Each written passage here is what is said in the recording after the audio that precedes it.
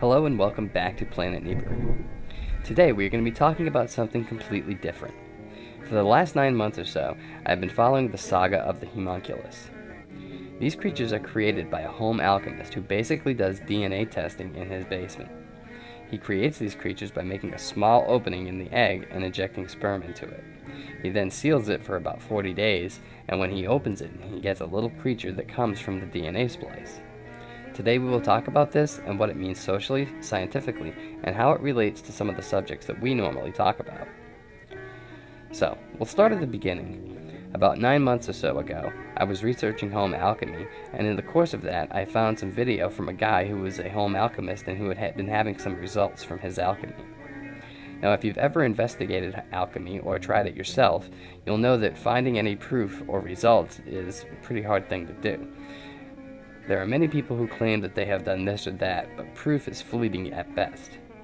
I have never seen a well-documented video for anything related to alchemy, so you can imagine my joy at not only finding proof and a well-documented video of the end result, but also the entire process laid bare on video for us. Although he and I were trying to do very different things with alchemy that were pretty much at the opposite ends of the spectrum, at least I know that someone out there is getting some results. As it turns out, he was doing basic genetic alchemy, splicing the human gene with that of a chicken. So he wasn't exactly turning lead into gold, but it was still darn interesting nonetheless. So I watched as he created some of these things. Many folks said he would not be able to do it, and the first couple were stillborn, and he just tossed them out. But by the third time, he had one that was alive and moving.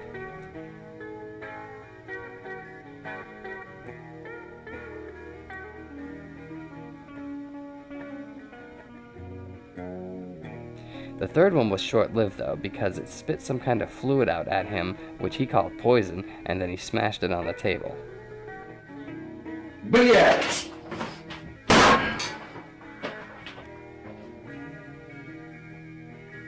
Ну, теперь он точно мертв. Я его так сильно раздавил, что боюсь, уже невозможно понять. Органы и тому подобное. Just smashed it to jelly on the table. Although many people said he would have never been able to keep it alive anyway, that didn't stop him. Fast forward 40 days, this time he has one and he doesn't kill it, but he puts it in a glass jar and starts trying to feed it. Eventually, he figures out how to feed it with a protein mix that it absorbs through its skin. Over time, it evolves into a much larger creature that has a mouth and sucks food in as he drops it in the jar. He studies the homunculus and finds that he gets a small reading of electrical activity from it. He then decides to make another one. The second one has a totally different body, more like that of a blobby starfish than the first upright plant-like monster that we see in the first video. He would need names to distinguish them apart, so he named the first one, the taller one, Pikachu, and the second one, Slowpoke, since it's basically a blob and moves like a starfish. Unlike Pikachu, the taller one with a mouth and tongue, Slowpoke has no opening, so it absorbs all of its food through the skin as Pikachu did until its mouth formed and opened. Slowpoke never did develop a mouth, but after a few months, he did grow an eye. Now, you can see as the eye follows the alchemist as he's talking, and then as he moves his hand near the jar, it actually moves and follows his hand.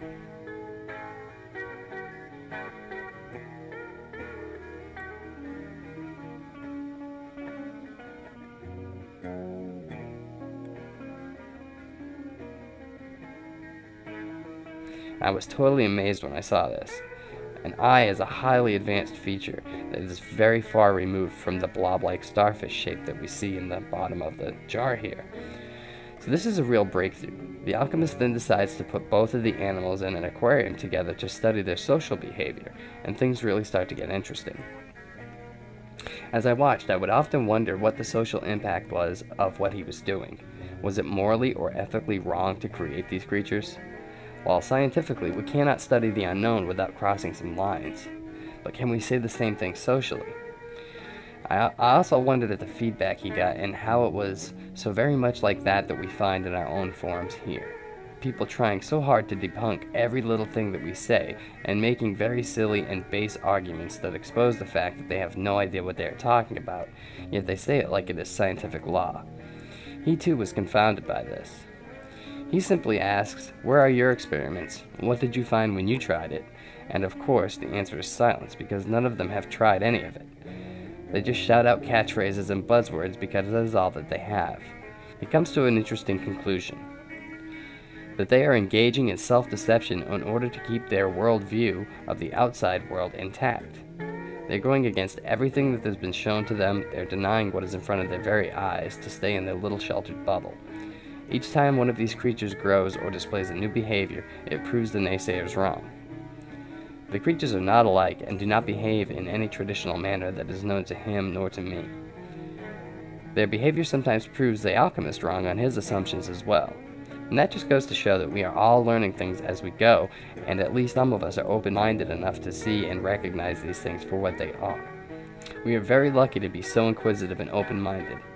Many people believe that if it's not taught in school, it couldn't possibly be real. And if it's not on television, it couldn't possibly exist. This is the same crowd that believes every single thing that they see on television. They won't question the news, they won't question the government because they would never lie. I find this silly, but if we employ due diligence, we will one day have all the facts, and then the naysayers will have to come along too. So that's the story on the Homunculus, and if you want to hear more about it, don't forget to smash that like and subscribe button. Thank you guys for watching, and thank you for being so very awesome. All of your comments, likes, and subscriptions are very much appreciated. I truly enjoy interacting with you guys and making these videos. It's great to find an entire community of people who think similar and enjoy the same subject. So thank you guys for everything you do, and we will be back with another video very soon.